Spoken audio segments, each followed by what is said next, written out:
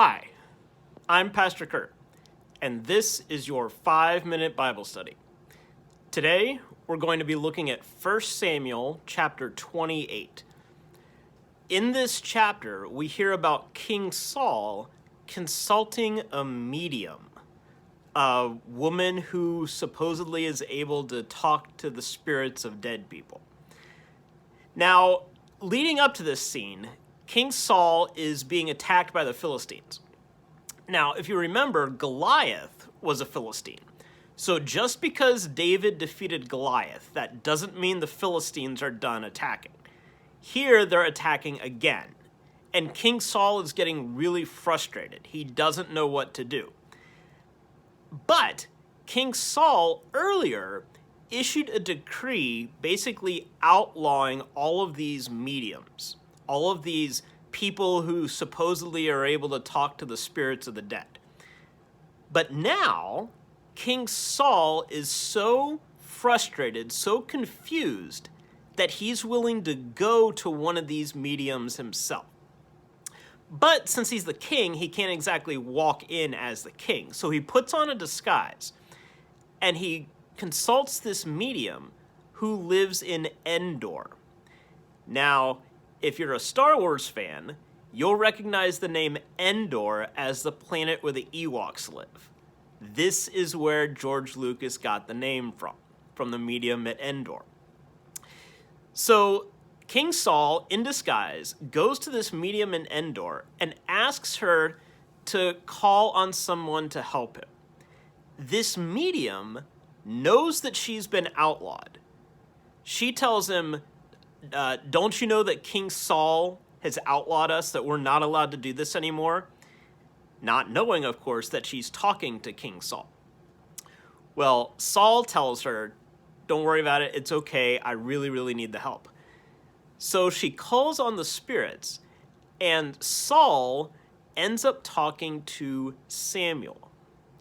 Now remember, Samuel was the one who had anointed Saul as king in the first place. So Samuel has since died, but now Saul is turning to Samuel for help, saying, what should I do in this situation? Now, Samuel is not very happy with Saul. He tells him, one, that the Philistines are going to overpower him, and two, that David is going to become king.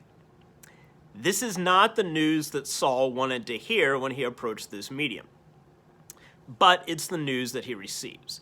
And he is so distraught at this message he gets from the spirit of Samuel that the medium ends up just giving him some food to help him feel better.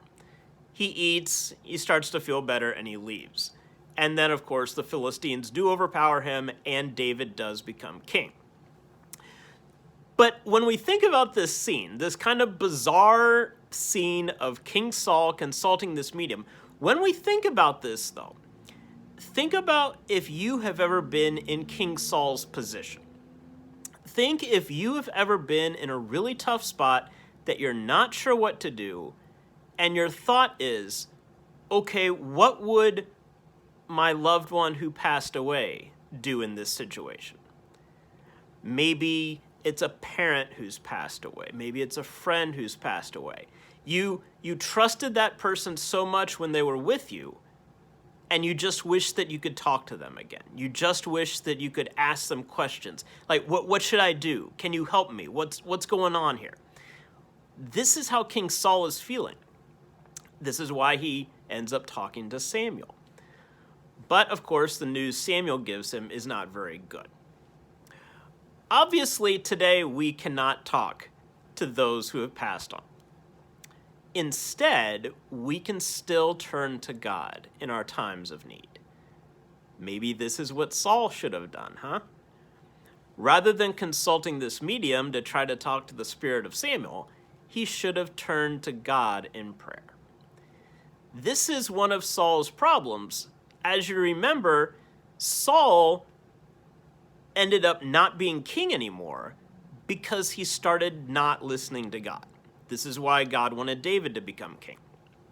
Here we see another example of this, that rather than turning to God for help, Saul turns to the spirit of Samuel for help. When we're in a tough spot, we can't turn to those who have gone before us. Instead, we can still turn to God, knowing that God will always be with us, that God will always help us, and that God will always see us through. There's your 5-minute Bible study for today. Please remember to like, comment, subscribe, and share, and I'll see you next time. Thanks.